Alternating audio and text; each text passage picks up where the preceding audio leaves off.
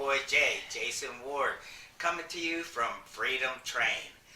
So today's episode is going to be one of my favorite people, Les Brown. And Les is going to talk to you about it's possible. And if anybody knows about something being possible, it's definitely Les. So before we go any further, let's get these preliminaries out of the way. Down below there, that big red box that says subscribe, go ahead and hit that so we can make sure that you keep getting this content and it's going to help you get to financial freedom. Okay, so it's possible. Oh, totally forgot about the links. The links below are going to go to two of the books. The first book being Tony Robbins, Money, Master the Game. A definite must-have for every library. And the second one, Change Your Paradigm. Ooh, that one's a good one too, because really, you do need to know how to change the way your habits are. So, without any further ado, we're going to get to part one of Les Brown talking about It's Possible. Thank you again for choosing us here at Freedom Train. Have a great day.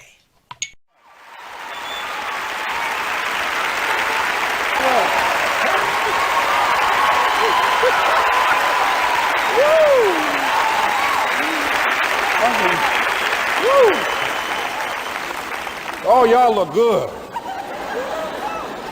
I want you to look at something right now. Think of some major goal you want, or maybe it's one you're already working on and you have experienced a lot of setbacks, a lot of defeats. You've experienced a lot of disappointment. Maybe you've already given up. And maybe you just need a little fire, a little encouragement to get back in the game again. Here's what I want you to look at.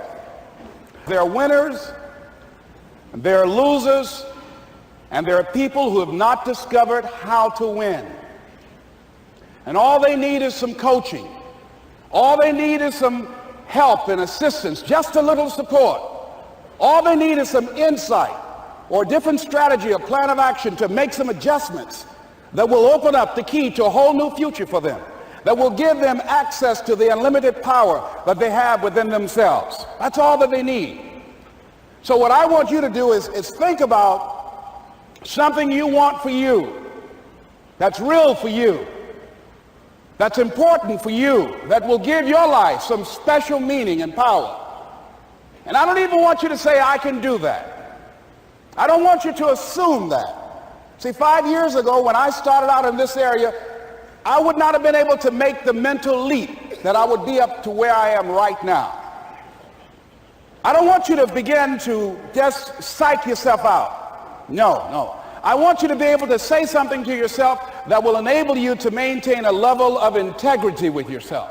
That when you say this, even when you face tremendous setbacks, it will be a benchmark to keep you in the game, to keep you moving forward and experimenting and readjusting your strategy and your plan of action, continuously looking for ways to win. So what is that something? When you got an idea you want to move on, you might not have the money, you might not have the education, you might not have the support or the resources you need. What is that something that can keep us going, that will enable us to act on our dream? What's one of those keys that will begin to help us to discover the secrets to our dream? Here's what I want you to repeat after me, please, with power and conviction. Say, it's possible. It's possible. That's all I want you to do when you look at your dream. Just say to yourself every day, it's possible. Just say that every day to yourself, it's possible. Because what does that do? See, it begins to change your belief system. See, the way in which we operate, ladies and gentlemen, it's a manifestation of what we believe, what's possible for us. Whatever you've done up to this point, all that it really is a duplication, it's a reproduction of what you believe subconsciously that you deserve and what's possible for your life. Most people operate out of their personal history, out of their memory, things they've done, things they've experienced, things they've seen, things that they have observed. What I'm suggesting that you operate out of a larger vision of yourself. I want you to see yourself doing what you want to do, experiencing what you want to experience, having what you want to have, doing what it is that gives your life some meaning and value. Operate out of your imagination, not your memory. Because whenever you look at where you want to go, I'm wanting to warn you, you will have some conversation back here after you go through the data that you've experienced in life saying you can't do it. And so what you want to begin to do is ignore that inner conversation. Well, most people, ladies and gentlemen, when something happens to them, what they do is they begin to believe that that's the way it is. That's the way it's always been. And they can't see the possibility of it being any different. Example, before April 1954, the common belief, the universal belief, because it had been tried again and again and again, and people had failed, the belief was that man was not physically capable of breaking the 4-minute barrier, that he could not run a mile in less than 4 minutes. That was the belief on the planet. It had never been done. But here's what happened, ladies and gentlemen. Roger Bannister came along, and he broke the 4-minute barrier. Now here's what's significant about that. Since that time, up to this day, over 20,000 people have done it, including high school kids. What changed?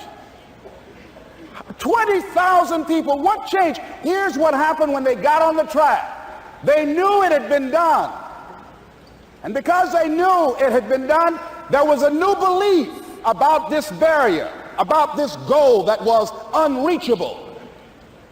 And those 20,000 people got in a race believing, knowing in their heart that someone had done it, that it's possible, that they could do it. And I'm saying that if you know anybody that had some goal, some dream, something they wanted to do, and they did it, then I'm saying that you know in your heart that if someone has done it, then you can do it. It's possible. And that if someone can make their dream become a reality, that it's possible that you can make your dream become reality. And so as you begin to look at where you want to go, beginning to embrace that, it's possible. I'm blessed and highly favored. I've got a lot going for me. I got some good stuff in me. And it's possible that I can bring my greatness out here in the universe. That I can do what I want to do. It's possible I can write my own book. I can have my own business. I can take the trip and travel around the world. It's possible. I can bounce back from adversity and reinvent my life. It's possible. Regardless of where I am, the things can get better for me. It's possible. And I'm thinking about two men right here in Chicago who are fairly successful, similar background, educated. They worked for a corporation for many years, and they were among many people that were laid off.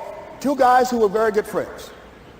One went out looking for a job for several weeks along with the other one, and they faced disappointment and rejection again and again and again. They couldn't find any work, which is the story of many people across this country.